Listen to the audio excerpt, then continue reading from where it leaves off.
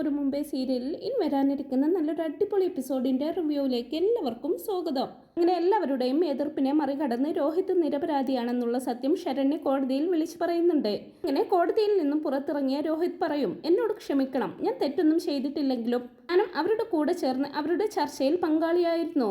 എല്ലാറ്റിനും കാരണം ആ ഹരി ഒറ്റൊരുത്തനാണ്. ഞാൻ അവനോട് ഒരുപാട് പറഞ്ഞു നോക്കി. എന്നെ ഉപദ്രവിക്കാൻ എനിക്ക് പറ്റില്ലെന്നും ഞാനില്ലെന്നുമൊക്കെ ഒരുപാട് പറഞ്ഞ് ഞാൻ ഒഴിഞ്ഞു മാറാൻ ശ്രമിച്ചതാണ്. അപ്പോഴൊന്നും ഹരി അതിന് സമ്മതിച്ചില്ല. ഹരി മാത്രമല്ല, ബാക്കിയുള്ള രണ്ടുപേരും എന്നെ തടഞ്ഞു. എന്നെ കൊണ്ടൊന്നും ചെയ്യാൻ കഴിഞ്ഞില്ലെന്നൊക്കെ പറഞ്ഞ് രോഹിത് ഇങ്ങനെ കുറ്റബോധത്തോടെ നിൽക്കുവാണ്. അപ്പോൾ ശരണ്യ പറയുന്നുണ്ട്, സാരമില്ല രോഹിയേട്ടാ, അതെല്ലാം കഴിഞ്ഞു പോയില്ലേ. ഞാനിപ്പോൾ അതെല്ലാം മറവിക്ക് വിട്ടുകൊടുത്തിരിക്കുകയാണ്. ഞാൻ അതൊന്നും ഓർക്കാൻ പോലും ഇഷ്ടപ്പെടുന്നില്ല. എൻ്റെ ജീവിതത്തിലെ കറുത്ത ഒരു അധ്യായമാണ് അത്. അതിനുശേഷം ഇരുട്ട് നിറഞ്ഞു പോകുമായിരുന്ന എൻ്റെ ജീവിതത്തിലേക്ക് ഒരു വെളിച്ചവുമായിട്ട് വന്നതാണ് അലീന ചേച്ചി. രോഹിയേട്ടൻ ഇപ്പോൾ പുറത്തിറങ്ങിയതിൽ ഒരു പങ്ക് അലീന ചേച്ചിക്കുമുണ്ടെന്നൊക്കെ ശരണ്യ പറയുമ്പോൾ രോഹിത് അലീനയുടെ മുമ്പിൽ കൈ കൂപ്പി പൊട്ടിക്കരയുന്നുണ്ട്. എന്നോട് ക്ഷമിക്കണേ ചേച്ചി, എൻ്റെ ആരുമല്ലാത്ത ചേച്ചി എനിക്ക് വേണ്ടി എന്തെല്ലാം ചെയ്തു. ഇത്രയൊക്കെ ഞാൻ ദ്രോഹിച്ചിട്ടും ചേച്ചി എന്നെ സ്നേഹിക്കുകയല്ലേ ചെയ്തത്. എനിക്ക് വേണ്ടി ചേച്ചി ഒരുപാട് സംസാരിച്ചു. ചേച്ചിയോട് ഇതിൻ്റെ പേരിൽ ഞാൻ എന്നും കടപ്പെട്ടിരിക്കുമെന്നൊക്കെ രോഹിത് പറയുമ്പോൾ, അതെന്താടാ രോഹിത് നീ ഇങ്ങനെയൊക്കെ പറയുന്നത്? എന്തൊക്കെയാണെങ്കിലും നീ എൻ്റെ അനിയനല്ലേടാ. അങ്ങനെയുള്ള നീ ജയിലിൽ കിടക്കുമ്പോൾ ഈ ചേച്ചി നിനക്ക് വേണ്ടി ഒന്നും ചെയ്യാതെ മിണ്ടാതിരിക്കുമെന്ന് നിനക്ക് തോന്നിയോ? എന്നെ അറസ്റ്റ് ചെയ്ത് കൊണ്ടുപോയ ആ ദിവസം മുതൽ എൻ്റെ മനസ്സ് എന്നോട് പറഞ്ഞതായിരുന്നു നീ നിരപരാധിയാണെന്ന്. എന്തായാലും എല്ലാം കലങ്ങിത്തെളിഞ്ഞല്ലോ. ഇനിയെങ്കിലും അച്ഛൻ്റെ നല്ല മകനായിട്ട് ജീവിക്കാൻ നോക്ക്. അച്ഛന് നിന്നിൽ ഒരുപാട് പ്രതീക്ഷകളുണ്ട്. നീ അതെല്ലാം നിറവേറ്റി കൊടുക്കണമെന്നൊക്കെ പറഞ്ഞു കൊടുക്കുന്നുണ്ട് അലീന. അതേസമയം വക്കീലുമായിട്ട് സംസാരിച്ച് ബാലചന്ദ്രൻ അവിടേക്ക് വരുന്നുണ്ട്. അലീനയുടെയും ശരണ്യയുടെയും അടുത്തായിട്ട് നിൽക്കുന്ന രോഹിത്തിനെ കാണുമ്പോൾ ബാലചന്ദ്രന് ഒരുപാട് സന്തോഷമാവുന്നുണ്ട്. ബാലചന്ദ്രൻ അവരുടെ അടുത്തേക്കായിട്ട് ചെന്നിട്ട് ചോദിക്കുന്നുണ്ട്, അല്ല ഇങ്ങനെ സംസാരിച്ചുകൊണ്ടിരുന്നാൽ മതിയോ? നമുക്ക് വീട്ടിലേക്ക് പോവണ്ടേ? സംസാരിച്ചു കഴിഞ്ഞില്ലേ? ഇനി ബാക്കിയുള്ള കാര്യങ്ങളൊക്കെ വീട്ടിൽ ചെന്നിട്ട് മതി എന്നൊക്കെ പറയുമ്പോൾ അലീന ഇങ്ങനെ ചിരിയോടെ നിൽക്കുവാണ്. അങ്ങനെ അവരവിടെ സംസാരിച്ചു കൊണ്ടിരിക്കുമ്പോൾ ശരണ്യയുടെ അച്ഛനും അമ്മയും വന്നിട്ട് പറയുന്നുണ്ട്, എനിക്ക് പിന്നെ സാറേ ഞങ്ങൾ അങ്ങ് വീട്ടിലേക്ക് പോവുകയാണ്. അപ്പോൾ ബാലചന്ദ്രൻ പറയുന്നുണ്ട്, അതെങ്ങനെ ശരിയാകും? ഇവിടെ വരെ വന്നിട്ട് ഇപ്പോൾ തന്നെ അങ്ങ് പോകാനോ? ഇവിടെ നിന്ന് കുറച്ച് ദൂരമേ ഉള്ളൂ ഞങ്ങളുടെ വീട്ടിലേക്ക്. ഇവിടെ വരെ വന്ന സ്ഥിതിക്ക് അവിടെ വീട്ടിൽ വന്ന് കയറിയിട്ട് പോയാൽ മതി. അയ്യോ സാറേ, അതൊന്നും വേണ്ട, ഞങ്ങൾ പിന്നൊരു ദിവസം വരാമെന്നൊക്കെ പറയുമ്പോൾ, അതൊന്നും പറഞ്ഞാൽ പറ്റില്ല. നിങ്ങൾക്ക് ഇപ്പോഴും ഞങ്ങളോട് ദേഷ്യമാണോ? അങ്ങനെയാണെങ്കിൽ വരണ്ട കേട്ടോ എന്നെല്ലാം ബാലചന്ദ്രൻ പറയുമ്പോൾ, അയ്യോ അങ്ങനെയൊന്നുമില്ല സാറേ എന്നും പറഞ്ഞുകൊണ്ട് ശരണ്യയുടെ അച്ഛനും അമ്മയും വീട്ടിലേക്ക് വരാമെന്ന് സമ്മതിക്കുവാണ്. അങ്ങനെ അവരെല്ലാവരും കളപ്പാട്ടൂർ വീട്ടിലെത്തും. ആ സമയം ഹോസ്പിറ്റലിൽ നിന്നും ഡിസ്ചാർജ് ആയി വേറെ വീടൊന്നും അന്വേഷിച്ച് കിട്ടാതാവുമ്പോൾ വൈജ ഗത്യന്തരമില്ലാതെ തിരികെ എത്തിയിട്ടുണ്ടാകും. അങ്ങനെ അവർ കാറിൽ നിന്നും ഇറങ്ങുന്നുണ്ട്. ബാലചന്ദ്രൻ്റെ വലിയ വീടൊക്കെ കാണുമ്പോൾ ശരണ്യയും അച്ഛനും അമ്മയും ഒക്കെ അത്ഭുതത്തോടെ നോക്കി കാണുന്നുണ്ട്. സമയം ബാലചന്ദ്രൻ ചോദിക്കുന്നുണ്ട്, നിങ്ങളെന്താ അവിടെ തന്നെ നിന്ന് കളഞ്ഞത്? അടുത്തേക്ക് വാന്നൊക്കെ പറയുമ്പോൾ ശരണ്യയുടെ അച്ഛൻ പറയും, വേണ്ട സാറേ, ഞങ്ങൾ എന്തായാലും ഇവിടെ വരെ വന്നില്ലേ, ഈ വീട്ടിൽ കയറാനൊന്നും നിൽക്കുന്നില്ല, ഞങ്ങൾ പോവാണെന്നൊക്കെ പറയുമ്പോൾ, അതൊന്നും പറഞ്ഞാൽ പറ്റില്ല. വീട്ടിൽ കയറിയിട്ട് ഭക്ഷണമൊക്കെ കഴിച്ചിട്ട് പോയാൽ മതി. മോളെ അലീന, ഇവർക്ക് കൂടിയുള്ള ഊണൊരുക്കണം. ഇവരെ കൂട്ടി അകത്തേക്ക് വാന്നൊക്കെ പറയുമ്പോൾ അലീന അവരെയും വിളിച്ചുകൊണ്ട് അകത്തേക്ക് വരുന്നുണ്ട്. നേരം ഹോളിൽ വൈജയന്തി ഉണ്ടാകും. രോഹിത്തിനെ കാണുന്നതും വൈജയന്തിക്ക് ഒരുപാടങ്ങ് സന്തോഷമാകുന്നുണ്ട് കേട്ടോ. രോഹിന്ന് വിളിക്കുമ്പോൾ രോഹിത് ഓടിപ്പോയി വൈജയന്തിയെ കെട്ടിപ്പിടിച്ച് കരയുന്നുണ്ട്. അമ്മേ, ഞാൻ തെറ്റും ചെയ്തിട്ടില്ലെന്നൊക്കെ പറഞ്ഞ് രോഹിത് ഇങ്ങനെ കരയുമ്പോൾ, അതൊക്കെ അമ്മയ്ക്കറിയാം. അമ്മയുടെ മോൻ ഒരു തെറ്റും ചെയ്യില്ലെന്ന് അമ്മയ്ക്കറിയാം. എൻ്റെ ആ നശിച്ച കൂട്ടുകെട്ടാണ് എല്ലാറ്റിനും കാരണം. അതൊക്കെ പോട്ടെ, പോലീസുകാർ എൻ്റെ മോനെ ഒരുപാട് ദ്രോഹിച്ചോ? രോഹിത് ഒന്നും മിണ്ടാതെ ഇങ്ങനെ നിൽക്കുന്ന സമയത്തായിരിക്കും അലീന ശരണ്യയും ശരണ്യയുടെ വീട്ടുകാരെയും കൂട്ടി ഇങ്ങനെ അകത്തേക്ക് വരുന്നത്. അവരെ കാണുന്നതും വൈജയന്തിക്ക് അങ്ങ് ദേഷ്യം വരുന്നുണ്ട്. വൈജയന്തി ദേഷ്യത്തോടെ ചാടിക്കടിക്കുന്നുണ്ട് അലീനയുടെ അടുത്ത്. ഈ എന്തിനാടി കണ്ട അലവലാദികളെയൊക്കെ വീട്ടിൽ വിളിച്ച് കയറ്റുന്നത്? ഇതെന്താ അഗതി മന്ദിരോ? നിങ്ങൾക്ക് എങ്ങനെ ധൈര്യം വന്ന് ഇങ്ങോട്ട് കയറി വരാനെന്നൊക്കെ ചോദിച്ച് വൈജ അവരോട് ദേഷ്യപ്പെടുന്നുണ്ട്. ആ സമയം ബാലചന്ദ്രൻ അവിടേക്ക് വന്നുകൊണ്ട് പറയുന്നുണ്ട്, ഇവരെ ഇങ്ങോട്ട് വിളിച്ചത് ഞാനാണ്. ഇവരെൻ്റെ ഗസ്റ്റാ. എൻ്റെ വീട്ടിൽ ആരൊക്കെ വരണം ആരൊക്കെ പോകണമെന്ന് തീരുമാനിക്കുന്നത് ഞാനാണ്. ഇവിടെ ആരൊക്കെ വരണം വരണ്ട എന്നൊക്കെ തീരുമാനിക്കാൻ ഇത് നിന്റെ അച്ഛൻ കുഞ്ഞിരാമൻ കെട്ടിപ്പടുത്തുണ്ടാക്കിയ വീടല്ല. ഞാൻ ചോര നീരാക്കി അധ്വാനിച്ചുണ്ടാക്കിയെടുത്ത വീടാണ് എന്നല്ലങ്ങനെ പറയുമ്പോൾ വൈജ ആകെ നാണം കെട്ട് അവർക്ക് മുമ്പിൽ തലകുനിക്കുവാണ്. വൈജ ഒന്ന് പതറിയെങ്കിലും ബാലചന്ദ്രൻ്റെ മുമ്പിൽ പിടിച്ചു നിൽക്കാനായിട്ട് പറയുന്നുണ്ട്, നിങ്ങളെന്തിനാ ഇവറ്റകളെയൊക്കെ ഇങ്ങോട്ട് കൂട്ടിക്കൊണ്ടുവന്നത്? ഇവരുടെ മകൾ ഒറ്റൊരുത്തി കാരണമാണ് നമ്മുടെ മകൻ ജയിലിൽ കിടക്കാൻ കാരണം. വൈജെ, ഒന്നടങ്ങ്. നിന്റെ മകൻ പൂർണ്ണമായിട്ടും തെറ്റുകാരനല്ലെന്ന് പറയാനാവില്ല. ഈ പെൺകുട്ടിയെ നശിപ്പിക്കാൻ നടത്തിയ ഗൂഢാലോചനയിൽ ഹരിക്കൊപ്പം രോഹിത്തും ഉണ്ടായിരുന്നു. അതിനുള്ള ശിക്ഷയാണ് അവൻ അനുഭവിച്ചതെന്ന് കരുതിയാൽ മതി എല്ലാവരും. ഇതിനു മുമ്പ് അലീനയോട് ഇങ്ങനെ ഒരു ക്രൂരത ഇവർ ചെയ്യാൻ ഒരുങ്ങിയപ്പോൾ തന്നെ ഇവൾ കേസ് കൊടുത്തിരുന്നെങ്കിൽ ഈ പെൺകുട്ടിക്ക് ഇപ്പോൾ ഇത്രത്തോളം സഹിക്കേണ്ടി വരില്ലായിരുന്നു. ഒന്നുമില്ലെങ്കിലും നിന്റെ മകളുടെ പ്രായമല്ലേ ഉള്ളൂ ഈ കുട്ടിക്ക്, അതെങ്കിലും ഒന്ന് ഓർത്തൂടെ നിനക്കെന്നൊക്കെ ചോദിച്ച് ബാലചന്ദ്രൻ വൈജയെ ശകാരിക്കുന്നുണ്ട്. ആ സമയം വൈജു പറയും, അത് ശരി, എൻ്റെ മക്കളെയും ഇവളെയും വെച്ച് നിങ്ങൾ താരതമ്യം ചെയ്യുന്നോ? എൻ്റെ മക്കളെ ഞാൻ നല്ല അന്തസ്സായിട്ടാണ് വളർത്തിക്കൊണ്ടുവന്നിട്ടുള്ളത്. ഇവളുടെ തന്തയും തള്ളയും ഇവളെ നേരെ വണ്ണം നോക്കാത്തത് കൊണ്ടല്ലേ ഇവൾ വല്ലവൻ്റെയും കൂടെ ചാടിപ്പോകാൻ റെഡിയായിട്ട് നിന്നത്. അതുകൊണ്ടല്ലേ ഇതെല്ലാം സംഭവിച്ചത്. മോളിങ്ങനെ വഴിപിഴച്ചു പോകാൻ കാരണം തന്തയും തള്ളയും തന്നെയാ. അല്ലെങ്കിൽ പിന്നെ ഒരുത്തൻ കണ്ണും കൈയും കാട്ടിയ ഉടനെ അവൻ്റെ കൂടെ അങ്ങ് ചാടിത്തുള്ളി പോവാൻ ഒരുങ്ങുമോ എന്നൊക്കെ ചോദിക്കുന്നുണ്ട് വൈജ. അങ്ങനെയൊക്കെ പറയുന്നത് കേൾക്കുമ്പോൾ ശരണ്യ നിറ കണ്ണുകളോടെ അച്ഛനെയും അമ്മയും നോക്കുവാണ് കേട്ടോ. അവരും അപമാനഭാരത്താൽ തല കുനിക്കുവാണ് ചെയ്യുന്നത്. രോഹിത് പറയുന്നുണ്ട്, അമ്മയൊന്നും മിണ്ടാതെ നിൽക്ക്. അമ്മ കുറ്റപ്പെടുത്തുന്ന ഈ ശരണ്യ കാരണമാണ് എന്നെ കോടതി വെറുതെ വിട്ടത്. അല്ലെങ്കിൽ ജീവിതകാലം മുഴുവൻ ഞാൻ ജയിലിനകത്താകുമായിരുന്നു. അമ്മ എന്താ എന്നെക്കുറിച്ച് പറയാത്തത്? എനിക്കും തെറ്റ് പറ്റിയിട്ടുണ്ട്. എന്തൊക്കെയാണെങ്കിലും ഹരിയുടെയും കൂട്ടാളികളുടെയും കൂടെ ഞാനും ഉണ്ടായിരുന്നില്ലേ? ഇനിയെങ്കിലും അമ്മയുടെ സംസാരം ഒന്ന് നിർത്ത്. ഇവരിപ്പോൾ നമ്മുടെ ഗസ്റ്റാണ്. അപ്പോൾ വൈജു പറയും, നീയും നിന്റെ അച്ഛനെ പോലെ ഇവരെ ഇവിടെ കയറ്റിയിരുത്തി ഊട്ടാനാണോ പ്ലാന് എന്നെല്ലാം ചോദിക്കുന്നത് കേൾക്കുമ്പോൾ ശരണ്യയുടെ അച്ഛൻ ബാലചന്ദ്രനോട് പറയും, സാറേ ഞങ്ങൾ പോയിക്കോളാം. ഇനി ഞങ്ങൾ ഇവിടെ വന്നതിൻ്റെ പേരിൽ സാറും സാറിൻ്റെ ഭാര്യയും വഴക്ക് കൂടണ്ട. എന്നാലും ഇവിടെ വരെ വരാനും അകത്ത് കയറാനും പറ്റിയില്ലേ? ഞങ്ങൾക്കത് മതി.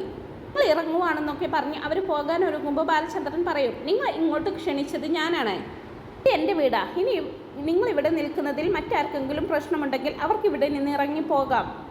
ആരും പിടിച്ചു വെക്കാൻ പോകുന്നില്ലെന്നൊക്കെ പറയുന്നത് കേൾക്കുമ്പോൾ വൈജ പറയും, അപ്പോൾ നിങ്ങൾക്ക് എന്നെക്കാൾ വലുതാണോ ഈ തേവിടിശിയും അവളുടെ കുടുംബവും? കാര്യം നിങ്ങൾ ഓർത്തോ, ഞാനൊന്ന് പഴയ ആരോഗ്യം വീണ്ടെടുക്കട്ടെ. അതുവരെയുള്ളൂ നിങ്ങളുടെയും അലീനയുടെയും ഇവിടുത്തെ തേരോട്ടം. ഇവൾ ഒറ്റൊരുത്തിയാണ് എൻ്റെ കുടുംബം തകർത്തത്. ഇവളെ കൊന്നിട്ടാണെങ്കിലും ഞാൻ ഇവളെ ഇവിടെ നിന്ന് ഒഴിവാക്കിയിരിക്കും. അതോർത്താൽ നന്ന്. അതുവരെയുള്ളൂ നിങ്ങളുടെയൊക്കെ ഈ അഹങ്കാരം എന്നൊക്കെ പറഞ്ഞ് വൈജ ഞൊണ്ടി റൂമിലേക്ക് അങ്ങ് കയറിപ്പോകും. വൈജ അവിടെ നിന്ന് പോയതിനു ശേഷം ബാലചന്ദ്രൻ അവരോടായിട്ട് പറയുന്നുണ്ട്, നിങ്ങളതൊന്നും കാര്യമാക്കണ്ട. അവളുടെ സ്വഭാവം അങ്ങനെ തന്നെയാണ്.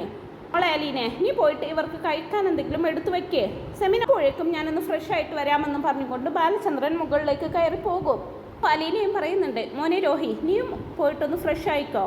അപ്പോഴേക്കും ചേച്ചി കഴിക്കാൻ എടുത്ത് വയ്ക്കാം. അതോ നിനക്കുള്ളത് അങ്ങോട്ട് മുകളിലേക്ക് കൊണ്ടുവരണമെന്നൊക്കെ ചോദിക്കുമ്പോൾ, വേണ്ട ചേച്ചി, ഞാൻ ഇവിടെ വന്ന് കഴിച്ചോളാമെന്നും പറഞ്ഞുകൊണ്ട് രോഹിത്തും മുകളിലേക്ക് കയറി പോവുകയാണ്. അങ്ങനെ പിന്നീട് അലീന ശരണ്യെ ചേർത്ത് പിടിച്ചുകൊണ്ട് പറയുന്നുണ്ട്, മോളെ ശരണ്യെ, നീ ഇതൊന്നും കേട്ട് വിഷമിക്കണ്ട. അമ്മ പറഞ്ഞതൊന്നും മോള് കാര്യമാക്കണ്ട. അതൊക്കെ മനസ്സിൽ നിന്ന് അങ്ങ് വിട്ട് കളഞ്ഞേക്ക്. നിങ്ങൾ ഇവിടെ ഇരിക്കേ, ഞാൻ കഴിക്കാൻ എടുത്ത് വെക്കാമെന്നും പറഞ്ഞുകൊണ്ട് അലീന കിച്ചണിലേക്ക് പോകുന്നുണ്ട്. പിന്നെ അലീന അവരെ അവിടെ ഇരുത്തി അവർക്ക് കഴിക്കാനൊക്കെ എടുത്ത് വെക്കുന്ന തിരക്കിലായിരിക്കും. ഈ സമയം ബബിതയും വൈജയും റൂമിൽ നല്ല ഗൂഢാലോചനയിലാണ്. ആ ശരണ്യെയും അച്ഛനെയും അമ്മയെയും ഇങ്ങോട്ട് കൂട്ടിക്കൊണ്ടുവന്നത് അലീന തന്നെയായിരിക്കും. അവൾക്ക് നന്നായിട്ട് അറിയാം അമ്മയ്ക്ക് ഇതൊന്നും ഇഷ്ടമാവില്ലെന്ന്. അമ്മയെ പ്രകോപിപ്പിച്ച് ഇവിടെ നിന്ന് ഇറങ്ങിപ്പോകുന്ന തരത്തിൽ കൊണ്ടെത്തിക്കുക, അതാണ് അവളുടെ ലക്ഷ്യം. അമ്മയെ അവൾക്ക് എങ്ങനെയെങ്കിലും തോൽപ്പിക്കണം. അവളാണ് ഇപ്പോൾ നമ്മുടെ വീട് ഭരിക്കുന്നത്. നമുക്കൊക്കെ ഇപ്പോൾ ഇവിടെ അവളുടെ സ്ഥാനം പോലുമില്ല അമ്മയെന്നൊക്കെ ബബിത അങ്ങനെ പറയുമ്പോൾ പറയുന്നുണ്ട്, അതെനിക്ക് മനസ്സിലായിട്ടുണ്ട് മോളെ. രോഹിത്തിനെയും ഇപ്പോൾ അവളെ ഏകദേശം മാറ്റിയെടുത്തെന്നാണ് തോന്നുന്നത്. ഞാൻ എന്തായാലും ഈ കിടപ്പിൽ നിന്നും ഒന്ന് എഴുന്നേൽക്കട്ടെ മോളെ. അതുവരെയുള്ളൂ അവളുടെ ഇവിടുത്തെ ഭരണം. അത് കഴിഞ്ഞാൽ അവളെ ഇവിടെ നിന്ന് എങ്ങനെയെങ്കിലും ഞാൻ ചവിട്ടി പുറത്താക്കിയിരിക്കും. അതവളെ കൊന്നിട്ടാണെങ്കിൽ അങ്ങനെയും. എൻ്റെ ഭർത്താവിനെയും എൻ്റെ മക്കളെയും അവൾ എന്നിൽ നിന്നും തട്ടിയെടുത്തു. എന്തിനേറെ പറയുന്നു, എൻ്റെ കൂടപ്പിറപ്പുകളെപ്പോലും അവളിപ്പോൾ അവളുടെ വശത്താക്കി വെച്ചിരിക്കുക. ഇതിനൊക്കെയുള്ളത് എല്ലാം കൂടി ഞാൻ അവൾക്ക് കരുതി വെച്ചിട്ടുണ്ട്. എന്താ ചെയ്യേണ്ടതെന്ന് എനിക്കറിയാം. എന്നാൽ അങ്ങനെ വൈജ പറയുമ്പോൾ, അത് വേണം അമ്മ എന്ത് തീരുമാനിച്ചാലും അമ്മയുടെ കൂടെ ഞാനും ഉണ്ടാകും. നമ്മളെ ഇവിടെ നിന്ന് പുറത്താക്കുക എന്നുള്ളത് ഇപ്പോൾ എൻ്റെ കൂടി വാശിയാണ്. അമ്മ ഒന്നും കൊണ്ട് പേടിക്കണ്ട. അമ്മ റെസ്റ്റ് എടുത്തോ. എന്താവശ്യമുണ്ടെങ്കിലും എൻ്റെ ഫോണിലേക്ക് ഒന്ന് വിളിച്ചാൽ മതിയെന്നും പറഞ്ഞുകൊണ്ട് ബബിത തൻ്റെ റൂമിലേക്ക് പോകുന്നുണ്ട്. പിന്നീട് കാണിക്കുന്നത് രോഹിത്തും ബാലചന്ദ്രനും ഒക്കെ ഫ്രഷ് ആയിട്ട് വന്ന് ഭക്ഷണം കഴിക്കാനിരിക്കുന്നതാണ്. ശരണ്യയെയും അവളുടെ അച്ഛനെയും അമ്മയും ഒക്കെ വിളിച്ചിരുത്തി അവർക്കും കൂടി ഭക്ഷണം വിളമ്പുന്നുണ്ട് അലീന. ആ സമയം ശരണ്യയുടെ അച്ഛൻ ചോദിക്കുന്നുണ്ട്, സാറിൻ്റെ ഭാര്യയെയും മകളെയും കഴിക്കാൻ വിളിക്കുന്നില്ലേ? അതിൻ്റെ ഒന്നും ആവശ്യമില്ല. ഇപ്പോൾ വിളിച്ചാൽ എന്തായാലും അവർ കഴിക്കാൻ വരാനും പോകുന്നില്ല. തൽക്കാലം നിങ്ങൾ കഴിക്കെന്നും പറഞ്ഞുകൊണ്ട് അലീന എല്ലാവർക്കും ഫുഡൊക്കെ വിളമ്പുന്നുണ്ട്. അങ്ങനെ അവർ സന്തോഷത്തോടു കൂടി ഭക്ഷണമൊക്കെ കഴിച്ച് എല്ലാവരോടും യാത്ര പറഞ്ഞ് അവിടെ നിന്ന് പോകാൻ ഇറങ്ങുവാണ്. ആ സമയം രോഹിത് വീണ്ടും പറയുന്നുണ്ട്, ശരണ്യ, ഞാൻ നിന്നോട് വീണ്ടും മാപ്പ് ചോദിക്കുവാണ്. നീ എന്തായാലും നീ ഒന്നുകൊണ്ട് പേടിക്കണ്ട. നിൻ്റെ കൂടെ നിൻ്റെ ഒരു നല്ലൊരു സുഹൃത്തായിട്ടും നല്ലൊരു ചേട്ടനായിട്ടും ഞാനുണ്ടാകും. ഇത് പ്രശ്നമുണ്ടായാലും നിനക്കെന്നെ വിളിക്കാമെന്നൊക്കെ പറയുമ്പോൾ ശരണ്യയുടെ മുഖത്ത് ഒരു ചെറുപുഞ്ചിരിയൊക്കെ വരുന്നുണ്ട്. അങ്ങനെ അവരവിടെ നിന്ന് യാത്ര പറഞ്ഞൊക്കെ പോകുന്നുണ്ട്. അവർ പോയതിനു ശേഷം അലീന രോഹിത്തിനോടായിട്ട് പറയുന്നുണ്ട്, അനെ രോഹി, ഇന്ന് മുതൽ നീ പുതിയൊരു മനുഷ്യനാകണം. ഇനി ഒരിക്കലും പഴയ കൂട്ടുകെട്ടിലൊന്നും ചെന്ന് ചാടരുതെന്നൊക്കെ പറയുമ്പോൾ, ഇല്ല ചേച്ചി, ഞാൻ ഇനി ഒരിക്കലും ഹരിയുമായിട്ട് കൂട്ടുകൂടില്ല. അവൻ ഒറ്റൊരുത്തൻ കാരണമാണ് എൻ്റെ ലൈഫ് ഈ വിധം കുട്ടിച്ചോറായത്. അത് കേൾക്കുന്ന ബാലചന്ദ്രൻ പറയുന്നുണ്ട്, ഇപ്പോഴെങ്കിലും നിനക്ക് ബോധം വെച്ചല്ലോ.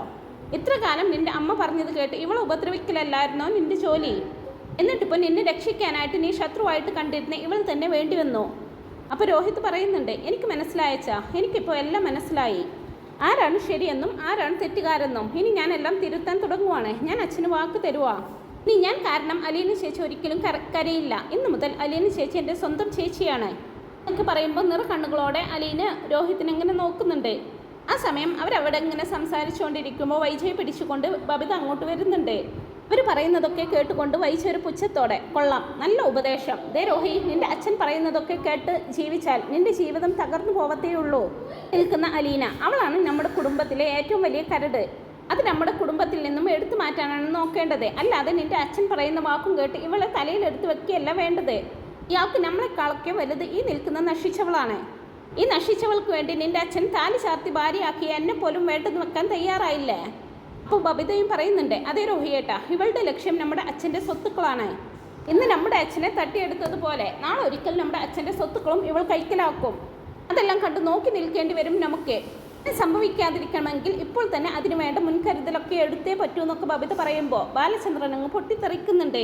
നിർത്തടി, നിന്നോട് ഞാൻ പലതവണ പറഞ്ഞിട്ടുണ്ട്, അലീനയെ ഇവള് അവള് എന്നൊന്നും വിളിക്കരുത്, ചേച്ചി അല്ലെങ്കിൽ അലീന ചേച്ചി എന്ന് വിളിച്ചേക്കണം. പിന്നെ നീ ഇപ്പോൾ പറഞ്ഞത് എൻ്റെ സ്വത്തുക്കൾ അത് ഞാൻ എനിക്ക് ഇഷ്ടമുള്ളവർക്ക് കൊടുക്കും, അതിൽ നിനക്കെന്താ കാര്യം? ഓഹോ, അപ്പോൾ അവിടെ വരെയൊക്കെ ആയി അല്ലേ കാര്യങ്ങൾ? ഞാനില്ലാത്ത സമയം നോക്കി നീ ഇങ്ങനെ പൂർണ്ണമായിട്ട് അങ്ങ് വശീകരിച്ചെടുത്തല്ലേ എന്നൊക്കെ വൈജ വളരെ വൃത്തികെട്ട രീതിയിൽ അലീനയെ ഉപമിക്കുന്നുണ്ട്.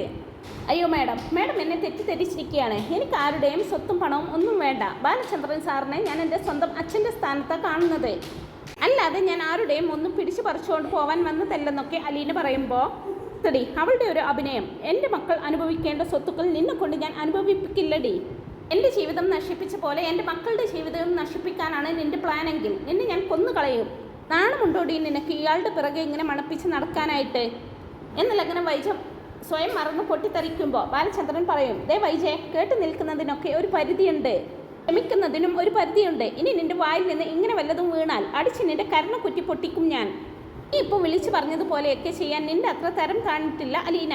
എന്നെ പോലെ വലിയ രഹസ്യങ്ങളൊന്നും ഇവൾ കൊണ്ട് നടക്കുന്നില്ല. നീ ഇപ്പോൾ വലിയ പുണ്യാളത്തിൽ ചമഞ്ഞ് നടക്കുന്നുണ്ടല്ലോ.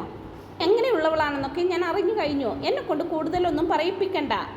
അതൊക്കെ വിളിച്ചു പറയേണ്ടി വന്നാൽ മക്കളുടെ മുന്നിൽ വെച്ച് നീ നാണം കെടുകയുള്ളൂ എന്ന് വിളിച്ചു പറഞ്ഞുകൊണ്ട് ബാലചന്ദ്രൻ അകത്തേക്ക് അങ്ങ് കയറിപ്പോകും. ബാലചന്ദ്രൻ്റെ സംസാരമൊക്കെ കേട്ട് വൈജ ഒരു നിമിഷം പകച്ചു നിൽക്കുന്നുണ്ട്. ഇങ്ങനെ ചിന്തിക്കുന്നുണ്ട്, ബാലചന്ദ്രൻ എന്തോ അർത്ഥം വെച്ച് സംസാരിക്കുന്നത്. ഇനി ബാലചന്ദ്രനെങ്ങാനും സത്യങ്ങളെല്ലാം അറിഞ്ഞു കാണുമോ എന്നൊക്കെ ഓർത്ത് വൈജയുടെ സമാധാനം പോകുന്നുണ്ട്. അന്നേരം രോഹിത്തും അലീനയും ഒക്കെ അകത്തേക്ക് കയറി പോകുന്നുണ്ട്. ആ സമയം ബബിത ചോദിക്കുന്നുണ്ട്, അച്ഛൻ എന്താ അമ്മ അങ്ങനെയൊക്കെ പറഞ്ഞത്? അമ്മ വല്ല രഹസ്യവും സൂക്ഷിക്കുന്നുണ്ടോ? നിങ്ങൾ മക്കൾ അറിഞ്ഞാൽ നാണം കെടുന്ന എന്ത് രഹസ്യമാണ് അമ്മയ്ക്കുള്ളത് എന്നെല്ലാം ബബിത ഇങ്ങനെ ചോദിക്കുമ്പോൾ വൈജ ഒന്നും മിണ്ടാനാകാതെ ഇങ്ങനെ പരുങ്ങി നിൽക്കുവാണ്. എന്നിട്ട് പറയുന്നുണ്ട്, അയാൾ ജയിക്കാനായിട്ട് വെറുതെ ഓരോന്നും വിളിച്ച് പറയുന്നതാണ് മോളെ. നിങ്ങൾ അറിയാത്ത ഒരു രഹസ്യവും അമ്മയ്ക്കില്ല.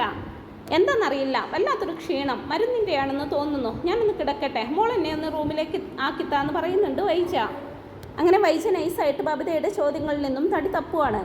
പിന്നീട് കാണിക്കുന്നത് മനു അലീനയെ വിളിക്കുന്നതാണ്. എന്തൊക്കെയുണ്ട് അവിടുത്തെ വിശേഷങ്ങൾ? രോഹിത്തിനിപ്പോൾ എങ്ങനെയുണ്ട്? അവനെ ഇപ്പോൾ എല്ലാവരോടും സംസാരിച്ചു തുടങ്ങിയോ? ആ, കുഴപ്പമില്ല മനുവേട്ട, അവനിപ്പോൾ നല്ല മാറ്റമുണ്ട്. എന്നോടൊക്കെ ഒരുപാട് സംസാരിച്ചു. പിന്നെ ഉണ്ടല്ലോ മനുവേട്ട, ഇന്നിവിടെ ശരണ്യയും അവളുടെ അച്ഛനും അമ്മയും ഒക്കെ വന്നിരുന്നു. ഇവിടെ കയറി ഫുഡ് കഴിച്ചിട്ട് പോകാമെന്നൊക്കെ പറഞ്ഞ് അച്ഛൻ അവരെ വീട്ടിലേക്ക് ക്ഷണിച്ചതാ. മനുവേട്ടൻ്റെ ആൻറ്റി അവരെ ഒരുപാട് അപമാനിച്ചെന്നൊക്കെ പറയുന്നുണ്ട് അലീന. അത് കേട്ട് മനു പറയുന്നുണ്ട്, ഷോ, എന്തൊരു കഷ്ടമായി ഇത്. ആൻറ്റി ഒരിക്കലും നന്നാവില്ലെന്ന് ഉറപ്പിച്ചിരിക്കുവാണോ? ഇതൊരു സ്ത്രീയാണ് അവർ, അവർക്കുമില്ലേ പെൺമക്കൾ, അത് ഓർത്താൽ പോരെ? അലീനെ, എങ്ങനെയാണ് നിൻ്റെ അമ്മ ഇങ്ങനെയായി പോയതെന്നൊക്കെ ചോദിക്കുമ്പോൾ, എന്നോടുള്ള ദേഷ്യമാണ് അമ്മ അവരോട് കാണിച്ചതെന്നാണ് എനിക്ക് തോന്നുന്നത്. എന്നെയും അച്ഛനെയും വെച്ച് വളരെ മോശമായിട്ട് വൃത്തികെട്ട രീതിയിൽ ഓരോന്നൊക്കെ സംസാരിച്ചു. അച്ഛനപ്പോൾ 23 വർഷം മുമ്പ് അമ്മയുടെ ജീവിതത്തിൽ നടന്ന കാര്യങ്ങളൊക്കെ അച്ഛൻ അറിഞ്ഞെന്ന മട്ടിൽ ഓരോ കാര്യങ്ങളൊക്കെ സൂചിപ്പിച്ചു. അത് കേട്ടയുടനെ അമ്മയ്ക്കാകെ ടെൻഷനായെന്ന് തോന്നുന്നു. താനും വായടഞ്ഞു പോയി അമ്മയുടെ. അപ്പോൾ മനു പറയുന്നുണ്ട്, അത് ശരിയാ അലീനെ, ചില സമയത്ത് ആൻറ്റിയുടെ സംസാരം കേൾക്കുമ്പോൾ എനിക്കെല്ലാം അങ്ങ് തുറന്നു പറഞ്ഞാലോ എന്ന് തോന്നാറുണ്ട്.